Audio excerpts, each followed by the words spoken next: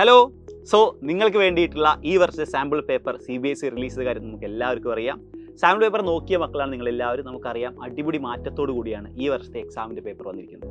ഏറ്റവും പ്രധാനപ്പെട്ട മാറ്റം അതെന്താണ്? ഈ വർഷം 39 ക്വസ്റ്റ്യൻസ് ആണ് എക്സാമിനുള്ളത്. പക്ഷേ section A, section B, section C ഇങ്ങനെ സെക്ഷൻസ് ആയി തിരിച്ചിട്ടുണ്ട്. അവിടെയാണ് ഏറ്റവും വലിയ പ്രത്യേകത. സെക്ഷൻ എയിൽ നിങ്ങൾ കാണാൻ പോകുന്നത് ബയോളജിയിലെ ക്വസ്റ്റ്യൻ മാത്രമാണ്.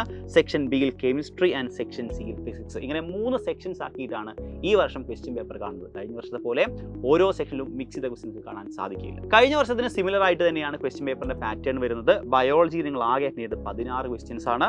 കെമിസ്ട്രിയിൽ 14 ആൻഡ് ഫിസിക്സിൽ 10. മാർക്ക് ഡിസ്ട്രിബ്യൂഷൻ നോക്കിക്കഴിഞ്ഞാൽ ബയോളജിയിൽ 30 മാർക്കിനാണ്. ദെൻ കെമിസ്ട്രിയിലേക്ക് വരുമ്പോൾ 25 മാർക്കാണ്. ഫിസിക്സിലും 25 മാർക്കാണ്. ഇനിയാണ് നമ്മൾ ഏറ്റവും പ്രധാനമായി ശ്രദ്ധിക്കേണ്ട കാര്യം വരുന്നത് മൾട്ടിപ്പിൾ ചോയ്സ് ക്വസ്റ്റ്യൻസ് ഏറ്റവും കൂടുതൽ വരുന്നത് എവിടെയാണ്, ഡിസ്ക്രിപ്റ്റീവ് ക്വസ്റ്റ്യൻസ് ഏറ്റവും കൂടുതൽ വരുന്നത് എവിടെയാണ്, ആ കാര്യം നോക്കിയാൽ മക്കളെ. ബയോളജിയിലാണ് ഏറ്റവും അധികം മൾട്ടിപ്പിൾ ചോയ്സ് ക്വസ്റ്റ്യൻസും അസേർഷൻ റീസൺ ക്വസ്റ്റ്യനും വരുന്നത്. 7 മൾട്ടിപ്പിൾ ചോയ്സും 2 അസേർഷൻ റീസണും അടക്കം 9 ചോദ്യങ്ങളാണ് ബയോളജിയിൽ നിന്നും മൾട്ടിപ്പിൾ ചോയ്സ് ആയി വരുന്നത്. എന്നാൽ കെമിസ്ട്രിയിലേക്ക് വന്നാൽ 7 1 8. ഫിസിക്സിൽ വന്നാൽ വെറും 3 ക്വസ്റ്റ്യൻസ് ആണ് മൾട്ടിപ്പിൾ ചോയ്സ് ആയി നിങ്ങൾക്ക് കാണാൻ സാധിക്കുക.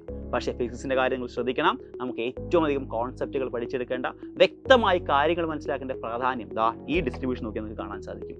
2 മാർക്കിന്റെയും 3 മാർക്കിന്റെയും ക്വസ്റ്റ്യൻസ് ആണ് അവിടെ ഏറ്റവും കൂടുതലുള്ളത്. എല്ലാ സബ്ജക്റ്റിലും 4 മാർക്കിന്റെ ഓരോ ചോദ്യം വെച്ചും 5 മാർക്കിന്റെ ഓരോ ചോദ്യം വെച്ചുമുണ്ട്. നിങ്ങൾ പഠിക്കുമ്പോൾ ഈ കാര്യം പ്രത്യേകം ശ്രദ്ധിക്കുക. ബയോളജി പഠിക്കുമ്പോൾ നിങ്ങൾ മൾട്ടിപ്പിൾ ചോയ്സ് ക്വസ്റ്റ്യൻ ആണ് ഏറ്റവും അധികം പ്രാധാന്യം കൊടുക്കേണ്ടത്. കോൺസെപ്റ്റുകളും വ്യക്തമായി മനസ്സിലാക്കണം, ഡയഗ്രാംസും വ്യക്തമാക്കണം. കെമിസ്ട്രിയിലേക്ക് വരുമ്പോൾ നിങ്ങൾ കൃത്യമായിട്ടുള്ള ഇമ്പോർട്ടൻസ് മൾട്ടിപ്പിൾ ചോയ്സ് ക്വസ്റ്റ്യൻ കൊടുക്കണം, അതുപോലെ തന്നെ കോൺസെപ്ച്വൽ ക്വസ്റ്റ്യൻസും കൊടുക്കണം. എന്നാൽ ഫിസിക്സിലെ കോൺസെപ്റ്റുകളാണ് പക്കയാക്കേണ്ടത്. ഓരോ കോൺസെപ്റ്റും ഓരോ ക്വസ്റ്റ്യനും ഓരോ ഇക്വേഷനും വൃത്തിയായി പഠിച്ചു തന്നെ വേണം നമുക്ക് മുന്നോട്ട് പോകാൻ. നമ്മുടെ സ്വന്തം ഫിസിക്സിലെ ആദ്യത്തെ ക്വസ്റ്റ്യൻ ആരംഭിക്കുന്നത് സെക്ഷൻ സി 30ാമത്തെ ക്വസ്റ്റ്യനിലാണ്. ആദ്യത്തെ 2 ക്വസ്റ്റ്യൻസും 1 മാർക്കിന്റെ മൾട്ടിപ്പിൾ ചോയ്സ് ക്വസ്റ്റ്യൻ ആണ്. പക്ഷേ ക്വസ്റ്റ്യനിലേക്ക് നോക്കിയാൽ നിങ്ങൾക്ക് മനസ്സിലാവും ഡയറക്ട്ലി മാർക്കുന്ന ഒരു സിമ്പിൾ ക്വസ്റ്റ്യൻ അല്ല മൾട്ടിപ്പിൾ ചോയ്സ് നിങ്ങളെ കാത്തിരിക്കുന്നത്. നോക്കിയേ, ഒരുപാട് സ്റ്റേറ്റ്മെന്റ് തന്നിട്ട് അതിൽ കറക്റ്റ് ആയിട്ടുള്ള സ്റ്റേറ്റ്മെന്റുകൾ ഏതാണ് എന്നൊരു ടൈപ്പ് ക്വസ്റ്റ്യൻ ആണ്. ഒരു അടിപൊളി ക്വസ്റ്റ്യൻ ആണ് ഫസ്റ്റ് ക്വസ്റ്റ്യൻ. രണ്ടാമത്തെ ക്വസ്റ്റ്യൻ ഡയറക്റ്റ് ക്വസ്റ്റ്യൻ ആണെങ്കിൽ പോലും കോൺസെപ്റ്റുകൾ വ്യക്തമായി മനസ്സിലാക്കിയാൽ മാത്രമേ രണ്ടാമത്തെ ക്വസ്റ്റ്യനും മൂന്നാമത്തെ ക്വസ്റ്റ്യൻ ആയിട്ടുള്ള അസേർഷൻ റീസൺ ടൈപ്പ് ക്വസ്റ്റ്യൻ നമുക്ക് ചെയ്യാൻ സാധിക്കുകയുള്ളൂ. ഓക്കെ, ദെൻ നമ്മൾ രണ്ടാമത്തെ സെക്ഷനിലേക്ക് പോകുമ്പോൾ രണ്ടാമത്തെ സെക്ഷനിൽ ഓപ്ഷൻ കാണാം. ആദ്യത്തെ ക്വസ്റ്റ്യന് ഓപ്ഷൻ ഇല്ല, എന്നാൽ രണ്ടാമത്തെ ക്വസ്റ്റ്യൻ വന്നു കഴിഞ്ഞാൽ ഓപ്ഷൻ ഉണ്ട്. പക്ഷേ ഓപ്ഷൻ ഉണ്ടെന്ന് കരുതി അധികം സന്തോഷിക്കാൻ വരട്ടെ. നോക്കിയ മക്കളെ, ഓപ്ഷൻ ഉണ്ടെങ്കിൽ പോലും സെയിം കോൺസെപ്റ്റിൽ നിന്നുള്ള ക്വസ്റ്റ്യൻ ആണ് ഓപ്ഷനായി തന്നിരിക്കുന്നത്.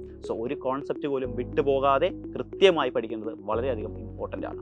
Then moving to the third question. 3 മാർക്കിൻ്റെ 1 2 3 ക്വസ്റ്റ്യൻസ് ആണുള്ളത്. അവിടെ നിന്ന് പ്രോബ്ലംസ് എക്സ്പെക്ട് ചെയ്യാം, കോൺസെപ്റ്റുവൽ ക്വസ്റ്റ്യൻസ് എക്സ്പെക്ട് ചെയ്യാം. എല്ലാ ടൈപ്പ് ക്വസ്റ്റ്യൻ നോക്കിയാലും കൃത്യമായി കോൺസെപ്റ്റുകൾ മനസ്സിലാക്കി അത് അപ്ലൈ ചെയ്യുന്ന ടൈപ്പ് ക്വസ്റ്റ്യൻസ് തന്നെയാണ് ഫിസിക്സിൽ നിങ്ങളെ കാത്തിരിക്കുന്നത്. കേസ് സ്റ്റഡി ക്വസ്റ്റ്യൻ നോക്കൂ. കഴിഞ്ഞ വർഷം വ്യത്യസ്തമായിട്ട് കൃത്യമായി കേസും ക്വസ്റ്റ്യൻ തമ്മിൽ റിലേഷൻ ഉണ്ട്. അറിയുന്ന കേസ് കൃത്യമായി വായിച്ച് നോക്കണം. അതിനുശേഷമാണ് ഈ ക്വസ്റ്റ്യൻസ് ആൻസർ ചെയ്യാൻ സാധിക്കുന്നത്. നമ്മൾ പഠിച്ച കോൺസെപ്റ്റ് ആയിട്ടുള്ള കോൺവെക്സ് ലെൻസിന്റെ കോൺസെപ്റ്റ് തന്നിരിക്കുന്നു. അത് നമ്മുടെ ലെൻസിലേക്ക് SLR ക്യാമറയിലേക്ക് ഇൻകോർപ്പറേറ്റ് ചെയ്തിരിക്കുകയാണ്. വ്യക്തമായ കോൺസെപ്റ്റുകൾ മനസ്സിലാക്കി തന്നെ വേണം നമ്മൾ ഈ ക്വസ്റ്റ്യൻ എഴുതാൻ. ഇവിടെ മുൻവർഷങ്ങളിൽ നമ്മൾ പറഞ്ഞിരുന്നു നിങ്ങൾ കേസ് സ്റ്റഡി ക്വസ്റ്റ്യൻ കാണുമ്പോൾ കേസ് വായിക്കണമെന്നില്ല എന്നായിരുന്നു. പക്ഷേ ഈ വർഷത്തെ ക്വസ്റ്റ്യൻ പേപ്പർ പാറ്റേൺ കാണുമ്പോൾ കൃത്യമായി കേസ് വായിച്ച് മനസ്സിലാക്കിയതിന് ശേഷം മാത്രമാണ് നിങ്ങൾ ഈ ക്വസ്റ്റ്യൻ അറ്റംപ്റ്റ് ചെയ്യുന്നത്. ആൻഡ് ഫൈനലി 5ാമത്തെ ക്വസ്റ്റ്യൻ essay ക്വസ്റ്റ്യൻ ആണ്. അവിടെ നിങ്ങൾക്ക് ഓപ്ഷൻ കാണാം, കേസ് സ്റ്റഡിക്കും ഓപ്ഷൻ ഉണ്ടാകാം. നോക്കിക്കോളൂ, കേസ് സ്റ്റഡിയുടെ പ്രത്യേകം നോക്കൂ. സി, എയും ബിയും നിർബന്ധമായും എഴുതണം. സി ഓർ ഡി ഇതിലേതെങ്കിലുമാണ് ഓപ്ഷൻ. ഇന്റേണൽ ഓപ്ഷൻ അതിലെ സബ് ക്വസ്റ്റ്യൻ ആണ്. Okay, then coming to last question. അവിടെ നിങ്ങൾക്ക് 2 ക്വസ്റ്റ്യൻ കാണാം. ഒന്നുകിൽ നിങ്ങൾക്ക് എ പാർട്ട് ഓപ്റ്റ് ചെയ്യാം, അല്ലെങ്കിൽ ബി പാർട്ട് ഓപ്റ്റ് ചെയ്യാം. അവിടെ ഞാൻ പറഞ്ഞ കാര്യം നിങ്ങൾ ഓർക്കണം മക്കളെ, രണ്ടും ഏകദേശം സിമിലർ കോൺസെപ്റ്റുകൾ കൈകാര്യം ചെയ്യുന്ന ക്വസ്റ്റ്യൻ ആണ്. എല്ലാ കോൺസെപ്റ്റും വ്യക്തമായി പഠിക്കുക, മുഴുവൻ മാർക്ക് നേടിയെടുക്കുക. അതിന് സൈലം നിങ്ങളുടെ കൂടെയുണ്ട്. അതിനായി നിങ്ങളെ സഹായിക്കുന്ന സൈലത്തിൻ്റെ ബാച്ചായിട്ടുള്ള Astra batch, class 10 CBSE online tuition batch admission തുടർന്നുകൊണ്ടിരിക്കുകയാണ്. സൈലത്തിൻ്റെ ഇൻഡിപെൻഡൻസ് ഡേ ഓഫർ ആഗസ്റ്റ് 21 വരെ നീട്ടിയ കാര്യം നിങ്ങൾക്ക് എല്ലാവർക്കും അറിയാം. പക്ഷേ ആഗസ്റ്റ് 23 അത് നാളെയാണ്. സമയം ഒട്ടും വൈകിക്കേണ്ട. ഇതുവരെ ജോയിൻ ചെയ്യാത്ത ഉടൻ തന്നെ ജോയിൻ ചെയ്യുക. ജോയിൻ ചെയ്യുമ്പോൾ കൂപ്പൺ കോഡായിട്ടുള്ള FT10 ഉപയോഗിക്കാം. 10% ഡിസ്കൗണ്ട് നേടാം.